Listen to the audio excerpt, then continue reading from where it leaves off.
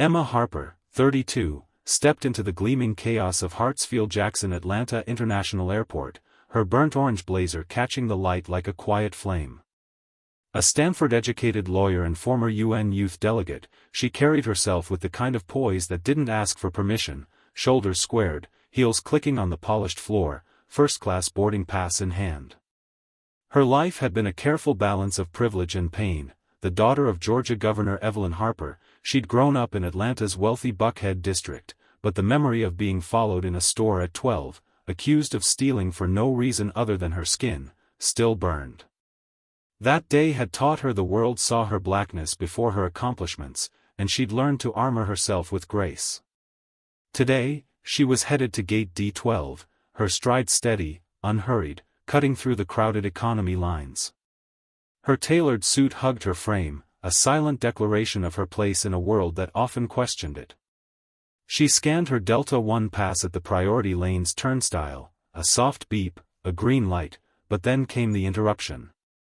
"Excuse me, ma'am," Officer Jack Turner barked, his TSA badge crooked, boots planted like he owned the terminal.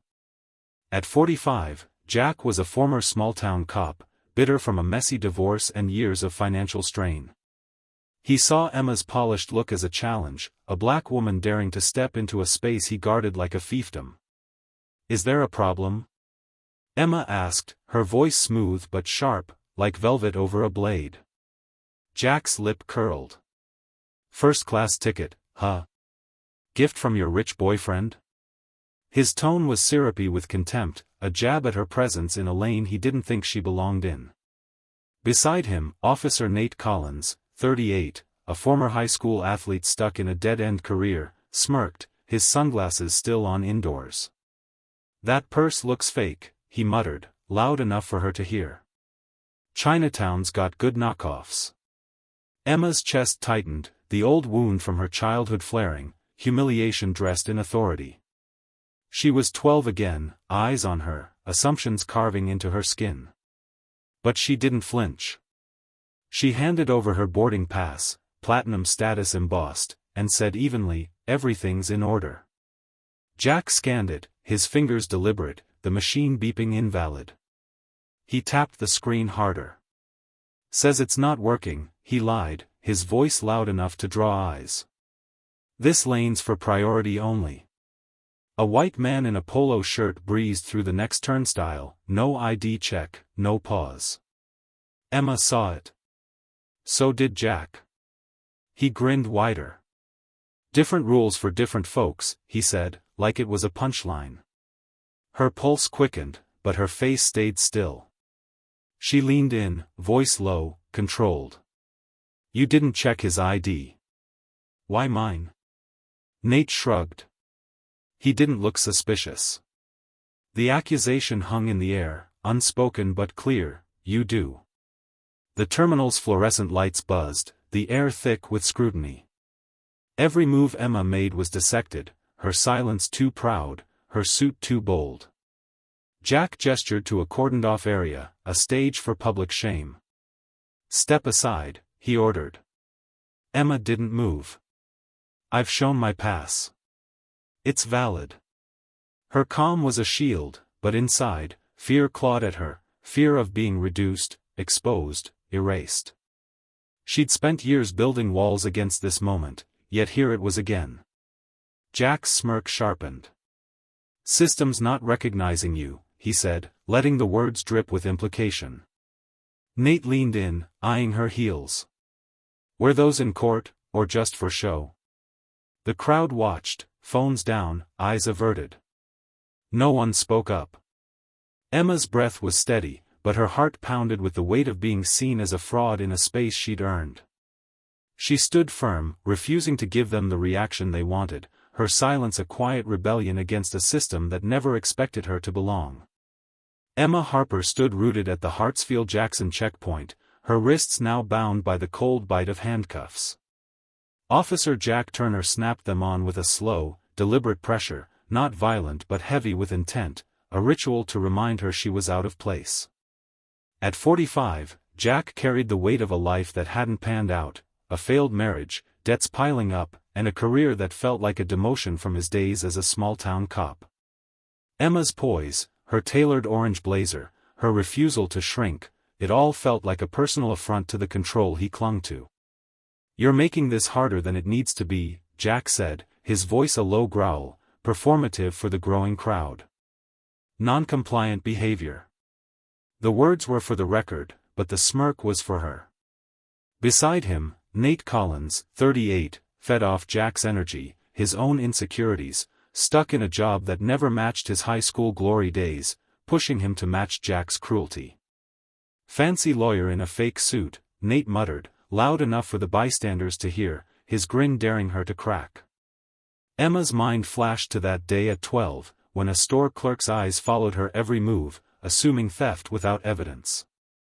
The memory burned, but she didn't let it show.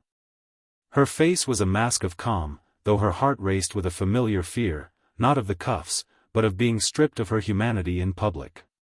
She'd spent years crafting a life that proved her worth: Stanford law degree, UN speeches, advocacy for those the system overlooked, but here, none of it mattered. "I've complied," she said, her voice steady, precise. "I've answered your questions. My documents are valid." Jack tilted his head, mock confusion in his eyes. "Then why's the system glitching?" He held her boarding pass like it was evidence of a crime, scanning it again for show, knowing it wouldn't change the narrative he'd already written. "Maybe you're just in the wrong place," he added, the word you sharp enough to cut. Nate chuckled, leaning against the rail. "Bet she's never even flown first class before. Looks like a costume." The crowd was a silent jury, travelers with rolling suitcases, heads down, phones untouched. A white woman in a cardigan hesitated, her hand twitching toward her phone, then dropping. No one spoke. The silence wasn't neutral, it was complicity, a collective choice to let the scene unfold. Emma felt their eyes, the weight of their refusal to see her as more than a spectacle. Her childhood fear surged, the fear of being reduced to a stereotype, but she held her ground, her posture unyielding, her silence a wall against their taunts. Across the checkpoint, Officer Sofia Alvarez, 29, watched from the secondary lane. A first-generation Mexican-American, Sofia had joined TSA to provide for her family, but the job's unspoken rules gnawed at her. She'd seen scenes like this before, felt the sting of being other herself, but stepping in risked her livelihood. Her dark braid was tight, her jaw locked, but her eyes flicked between Emma and the scanner, calculating. She saw Emma's stillness, the way it mocked Jack's authority, and something stirred, a flicker of guilt, a spark of defiance. "You're profiling me," Emma said, her voice clear, no tremble, just truth. Jack's eyes widened, feigning shock. "Profiling? Come on, don't pull that card. This is just protocol." Nate added, "You're the one acting like you're above the rules." The lie was casual, rehearsed, but Emma saw the trap: speak too loudly, and she's aggressive; stay silent, and she's guilty. She chose silence, not out of defeat but strategy, her dignity a blade they couldn't blunt. Jack reached for his radio, his voice performative. "Control, we've got a non-compliant passenger claiming first class. Can you verify?" He grinned at Emma, as if the doubt was a shared joke. Sophia's fingers twitched near her clipboard. She stepped to a terminal, her movements subtle, routine. Typing Emma's name, Emma Harper, into the system, she sent a quiet query: "Think this is her?" The screen flickered, a red prompt flashing: "Access level required, Tier 5. Sophia's pulse quickened, but she typed again, a single sentence dropped into the system's underbelly, where only certain eyes would see. Emma felt the air shift, though she didn't know why. Her silence held, a storm gathering strength, as the checkpoint's fluorescent lights buzzed like a warning. Emma Harper sat in a sterile screening room at Hartsfield-Jackson, her wrists still marked by the cuff's cold grip, though they'd been removed. The room was a box of fake plants and fluorescent light, the air thick with the sour tang of unchecked power. Her orange blazer remained crisp, her posture unbroken, but inside, the 12-year-old girl who'd been tailed in a store screamed. She'd built a life to outrun that moment: Stanford, the UN, a career fighting for the voiceless, but here, in this room, she was just a black woman, stripped of context, her dignity on trial. Officer Jack Turner tossed her belongings onto the table: a laptop, phone, passport, platinum Delta card, with the indifference of a man rummaging through a stranger's life. At 45, Jack's resentment ran deep, fueled by a divorce that left him broke and a job that felt like a cage. Emma's polish, her quiet authority, was a mirror to his failures, and he hated her for it. "Nice stuff," he said, flicking her loyalty card like it was worthless. "You don't get to touch those without cause," Emma said, her voice calm but edged, a lawyer's precision cutting through his performance. "We've got cause," Jack snapped, popping open her laptop like it was his to claim. "You didn't comply." Nate Collins, 38, leaned against the wall, his smirk a mask for a life stalled since his high school days. "People who follow every rule are usually hiding something," he said, cracking his knuckles. "Basic profiling." Emma's fury was a furnace, locked tight. She'd learned early that anger was a trap, a way to label her as the problem.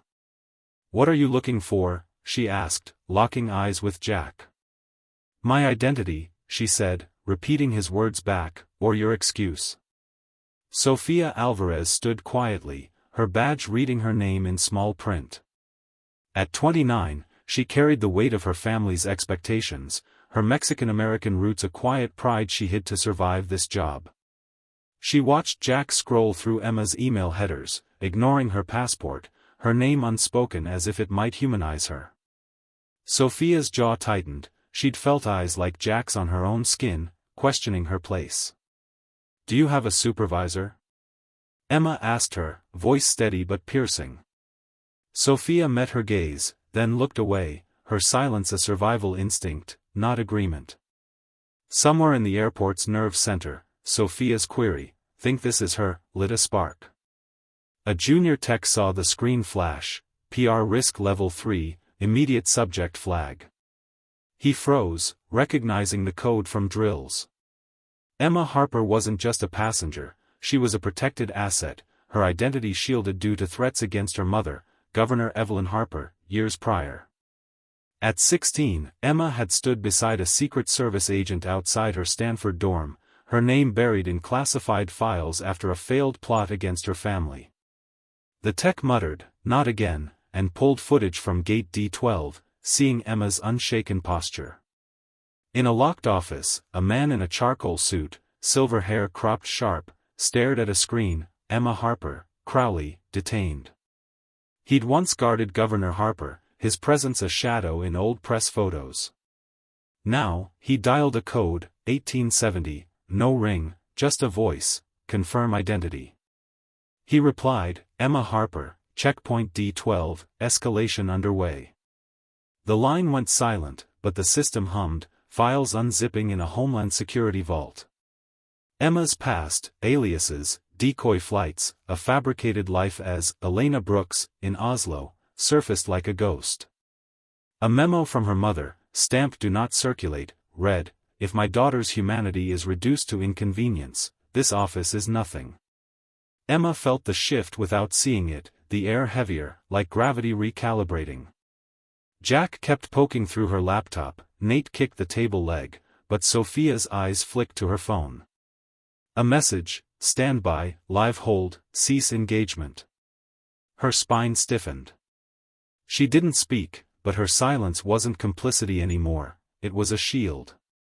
Emma met her gaze, not pleading, just understanding. The storm was coming, and her stillness was its center, a quiet defiance that made the room feel smaller than it was. Emma Harper sat in the screening room, her wrists free but the sting of the cuffs lingering like a bruise on her soul. The fluorescent lights of Hartsfield-Jackson buzzed overhead, casting sharp shadows as Officer Jack Turner rifled through her briefcase, his fingers careless, searching for something to justify his prejudice. At 45, Jack's life was a ledger of grudges: divorce, debt, a career that never matched his ego. Emma's composure, her Stanford polish, was a mirror he wanted to shatter. "Fancy lawyer like you flying commercial," he sneered. "Thought you'd have a private jet." Emma's heart pounded, the memory of being 12, tailed in a store for no reason, clawing at her. She'd built her life to defy that moment: law degree, UN speeches, advocacy, but here, her credentials were props in Jack's theater. "I don't consent to this," she said, her voice a steady blade, cutting through his performance. Nate Collins, 38, grinned from the wall, his high school glory days long gone but his need to feel powerful alive in his taunts. "You're just here for attention," he said, his words a jab at her existence. Outside, a bystander's phone, held low, captured the scene: Jack's smirk, Nate's laugh, Emma's unshaken posture. The video, uploaded without fanfare, hit the internet like a match in dry grass. Within 9 minutes, a Twitter user matched Emma's face to a Stanford yearbook photo, her name, Emma Harper, governor's daughter, UN delegate, spreading like wildfire. The hashtag check her skin not her ID erupted, not from a campaign but from raw fury, a digital cry against a system that cuffed dignity for sport. Comments flooded: "This isn't new. This is America." Emma felt the shift, though she couldn't see it. Her phone, still on the table, buzzed with notifications she ignored. Public attention was her fear, her childhood taught her scrutiny wasn't kind, but her silence was her armor, a refusal to let Jack and Nate script her story. She sat, regal, as the viral clip painted her as a symbol, not a person. Her mother's words from years ago echoed: "If my daughter's humanity is reduced, this office means nothing." Emma's restraint wasn't weakness, it was a strategy, a way to let their cruelty speak for itself. Officer Sofia Alvarez, 29, stood by the terminal, her query, "Think this is her?" still rippling through the system. Her Mexican-American roots made her sensitive to Jack's bias, but her job tethered her to silence. The screen flashed: Code 1870, live hold. Her pulse quickened, she knew Emma's status was no ordinary flag. In a control room, a tech watched the footage, his curse low: "We screwed up." A supervisor 2 floors up saw Emma Harper on his screen, his access denied by a federal firewall. The system was waking, and it wasn't happy. Online, the video looped, each view sharpening the public's anger.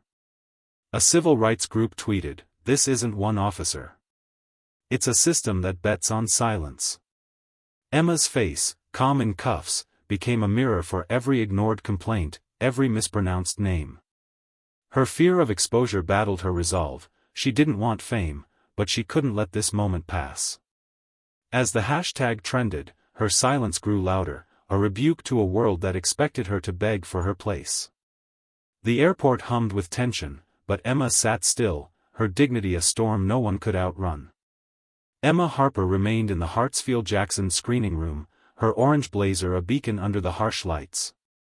The cuffs were gone, but their weight lingered, a reminder of the 12-year-old girl who'd been shadowed in a store, her innocence questioned. Now 32, a Stanford lawyer and former UN delegate, Emma had built a life to outrun that shame, but the airport had dragged it back. Her silence wasn't surrender, it was a wall, holding back the fear of being reduced to a headline while letting Jack and Nate's cruelty speak for itself. Officer Jack Turner, 45, stood across the table, his hands empty now, his authority fraying. A small-town cop turned TSA officer, Jack's life was a tangle of resentment, divorce, debt, a job that felt like a demotion. Emma's poise was a personal insult, a black woman daring to stand unshaken in his domain. "You think a fancy suit makes you untouchable," he muttered, flipping through her notepad like it held secrets. Nate Collins, 38, leaned against the wall, his high school swagger faded but his need to dominate alive in his smirk. "She's playing a part," he said, loud enough to sting. Sofia Alvarez, 29, stood at the edge, her Mexican-American roots a quiet ache as she watched. Her query, "Think this is her?" had lit a fuse. The system's response was swift: Code 1870, cease engagement. Emma's protected status, tied to threats against her mother, Governor Evelyn Harper, was no ordinary flag. In a control hub, a tech saw her name and muttered, "We're in trouble." Files surfaced, Emma's alias as Elena Brooks, decoy flights to Oslo, a life engineered to shield her from danger. A memo from her mother, buried years ago, burned bright: "If my daughter's humanity is reduced, this office is nothing." Online, the bystanders' video exploded, #CheckHerSkinNotHerID trending globally. A whistleblower, a former TSA analyst, leaked a file, 317 suppressed incidents, 2010-20. One detailed a black child dragged from his mother in Baltimore, his cries ignored, the report buried. Another exposed Jack's history, flagged for profiling, never disciplined, protected by unit morale. Nate's past surfaced too, a 2017 complaint of slamming a teen's face into a conveyor belt, dismissed as no misconduct. The internet roared, not with hashtags but with receipts, each post a nail in the system's coffin.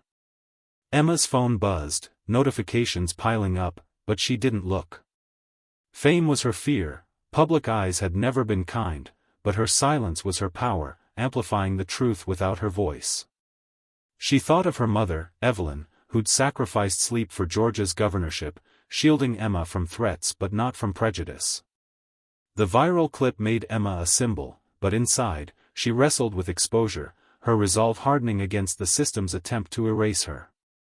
Sophia's eyes met hers, a flicker of shared understanding, as the airport's hum grew quieter, the storm of accountability closing in.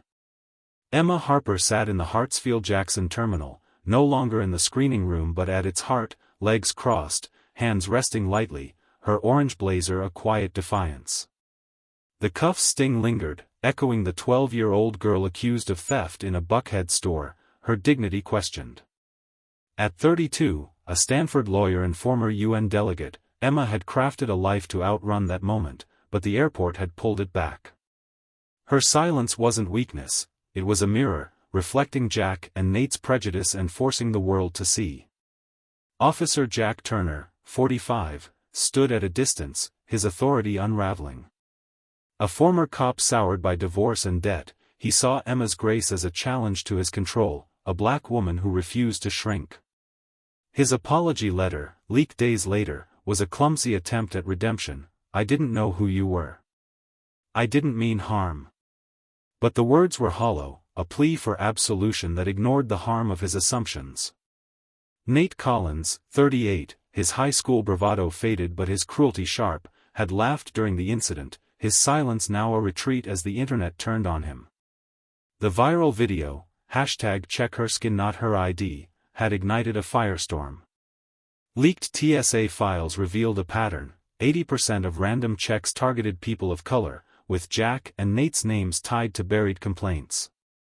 A 2014 email from a manager read, "Keep the profile directive, don't log complaints." Emma's silence amplified these truths, her fear of public scrutiny battling her resolve to let the system's flaws speak louder than her voice. She thought of her mother, Governor Evelyn Harper, whose sacrifices shielded her from threats but not from bias.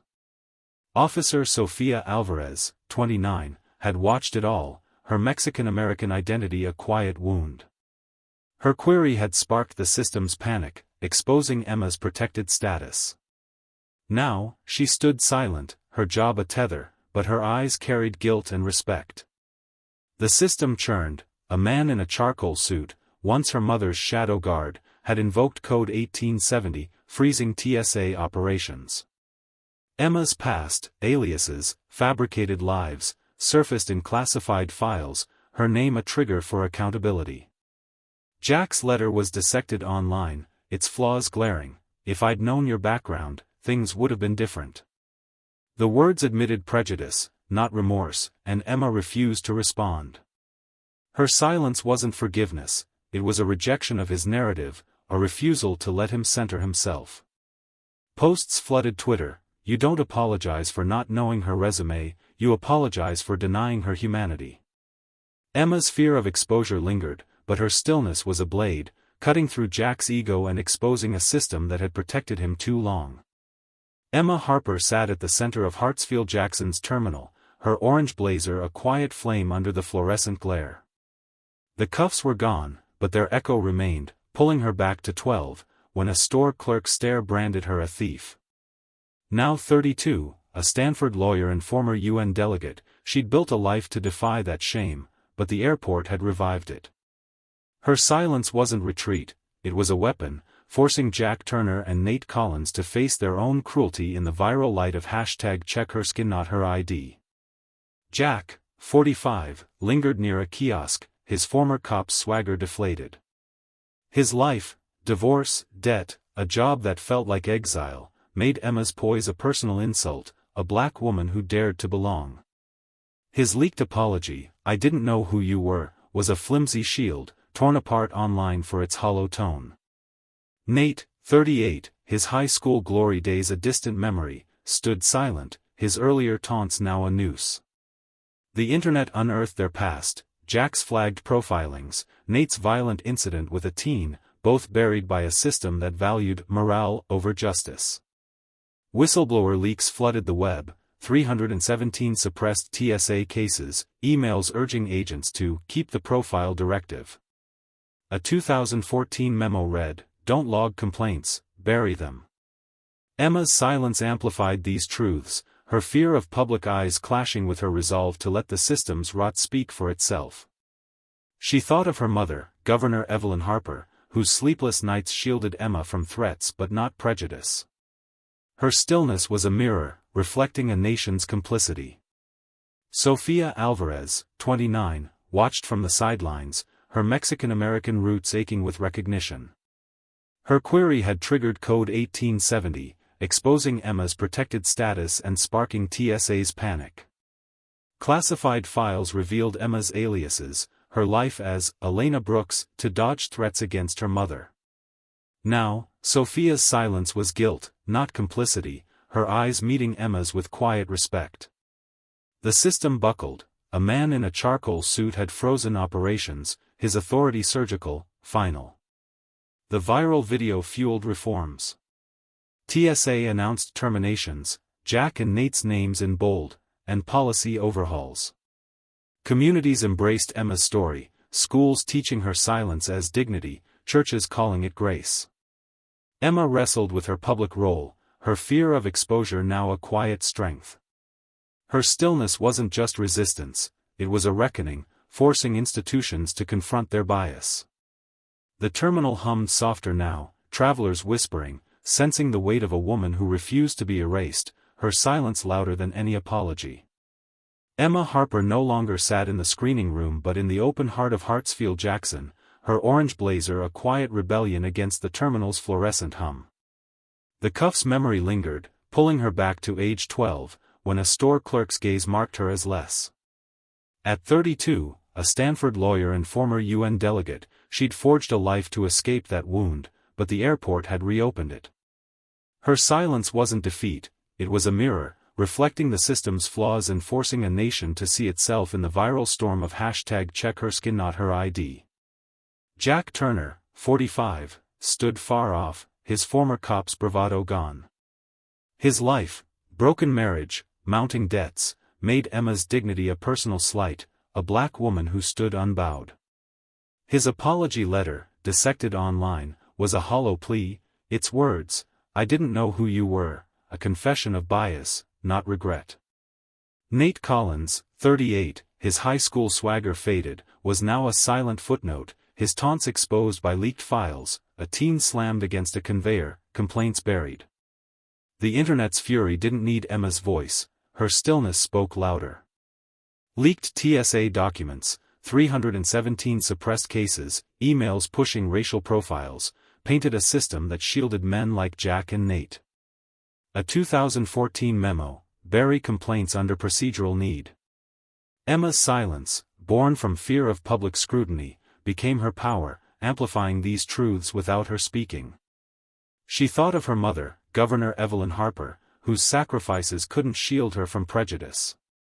Her stillness was a beacon, drawing schools to teach her story as dignity, churches to call it grace, communities to see it as a call to change. Sofia Alvarez, 29, lingered nearby, her Mexican-American identity a quiet echo of Emma's pain. Her query had sparked Code 1870, unveiling Emma's protected status and shaking TSA's core. Classified files, Emma's alias, decoy flights, revealed a life engineered to protect her. Sofia's silence, once survival, now carried respect, her eyes meeting Emma's with understanding. The system reeled. A man in a charcoal suit had halted operations, his authority slicing through bureaucracy. The nation shifted. Grassroots movements bloomed, inspired by Emma's silence, classrooms debated moral architecture, churches held moments of reflection. Emma grappled with her role as a symbol, her fear of exposure now a quiet resolve to amplify others' stories. A Chicago precinct swapped say something for see yourself first. Her silence wasn't absence, it was a command, forcing institutions and individuals to confront their biases. The terminal's hum softened, travelers pausing, sensing a woman whose stillness reshaped a nation's conscience. Emma Harper sat in Hartsfield-Jackson's terminal, her orange blazer a quiet defiance against the sterile lights. The cuffs were gone, but their shadow lingered, dragging her back to 12, when a clerk's stare branded her a thief. At 32, a Stanford lawyer and former UN delegate, she'd built a life to outrun that pain, but the airport had revived it. Her silence wasn't surrender, it was a mirror, reflecting Jack and Nate's cruelty and forcing a nation to face itself through #CheckHerSkinNotHerID's viral blaze. Jack Turner, 45, hovered at the terminal's edge, his cop's swagger erased. His life, divorce, debt, a job that felt like failure, made Emma's poise a personal affront. His leaked apology, "I didn't know who you were," was shredded online, a hollow plea that admitted prejudice, not remorse. Nate Collins, 38, his high school glory faded, stood silent, his past, slamming a teen against a conveyor, exposed by leaked files. The internet's wrath, fueled by 317 buried TSA cases, needed no words from Emma, her stillness roared. Whistleblower leaks, emails urging agents to keep the profile directive, revealed a system that protected Jack and Nate's impunity. A 2014 memo, bury complaints. Emma's silence, rooted in her fear of public eyes, became her strength, amplifying these truths. She thought of her mother, Governor Evelyn Harper, whose sleepless nights shielded her from threats but not bias. Her stillness inspired schools to teach dignity, churches to preach grace, communities to demand change. Sofia Alvarez, 29, watched quietly, her Mexican-American roots resonating with Emma's pain. Her query, "Think this is her?" had triggered Code 1870, exposing Emma's protected status. Classified files, aliases, decoy flights, unveiled a life crafted to keep her safe. Sofia's silence, once for survival, now held respect, her gaze meeting Emma's with shared understanding. The system shook, a man in a charcoal suit had frozen operations, his authority surgical. Governor Evelyn Harper stepped forward, her first public words in weeks. At a podium, she unfolded a paper and read, "If she wasn't my daughter, would you have cared?" The question cut deep, a quiet blade that silenced the room. No accusations, no fire, just a truth that wrapped around spines. A journalist stood, tears falling, unable to speak. Emma, watching from afar, felt her fear of exposure clash with pride in her mother's courage. Her silence had paved the way for this moment, but speaking loomed. She prepared, her resolve hardening, knowing her words would come when the time was right, not to fuel spectacle but to cement accountability. Emma Harper stood before a lecture hall at Stanford, her orange blazer a quiet echo of the Hartsfield-Jackson checkpoint where her silence had reshaped a nation. At 32, a lawyer and former UN delegate, she'd spent her life outrunning the sting of being 12, accused of theft in a Buckhead store for no reason but her skin.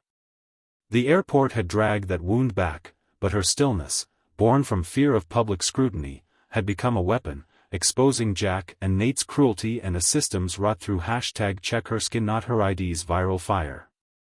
Jack Turner, 45, was gone, his cop's bravado buried with his job.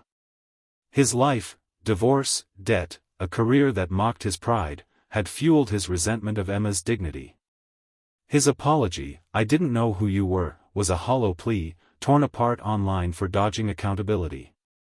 Nate Collins, 38, his high school glory faded, was also dismissed, his past, assaulting a teen, unearthed by leaked files.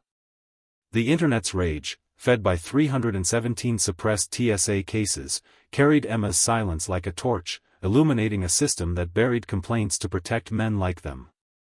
The leaks kept coming, emails urging agents to profile, don't log, a culture that shielded prejudice.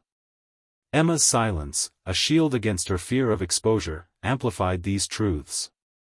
She thought of her mother, Governor Evelyn Harper, whose question, "If she wasn't my daughter, would you have cared?" had pierced the nation's conscience. Schools taught Emma's story as dignity, churches as grace, communities as a call to dismantle bias. Her stillness had become a movement, her fear now a quiet strength to lift others' voices. Sofia Alvarez, 29, had watched it unfold, her Mexican-American roots aching with recognition.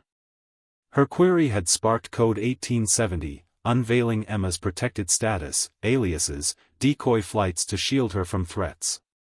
Sofia's silence, once for survival, became respect, her eyes meeting Emma's in solidarity.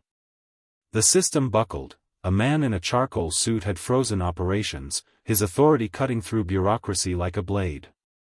Now, Emma spoke, her voice deliberate, not vengeful. "I don't need power stripped from anyone," she said, her gaze steady. "I need those in power to remember they were once citizens. Justice begins in memory, not punishment." The room held its breath, her words settling like truth carved in stone. A student asked, "Have you forgiven them?" Emma paused, not for effect but clarity. "I never held hate," she said, "so there was nothing to release." The clip went viral, 20 million views in days, her words a global call for accountability, not spectacle. TSA announced reforms, Jack and Nate's terminations, transparency protocols, a reckoning forced by Emma's silence. She wasn't there, her absence was her point. A representative said, "Her name isn't here because she didn't need to be. This awakening is ours." Outside TSA headquarters, a wall bore graffiti, "Her silence is louder than your press release." At a schoolyard, children bowed their heads as Emma passed, sensing her place in change's fabric. To everyone who followed this journey, thank you. You've walked with Emma through humiliation, resilience, and triumph. If her story moved you, hit subscribe on Revenge Ties and join us, where every moment tells a story of struggle, heart, and a new beginning. Keep standing in your truth, and we'll meet you at the gate.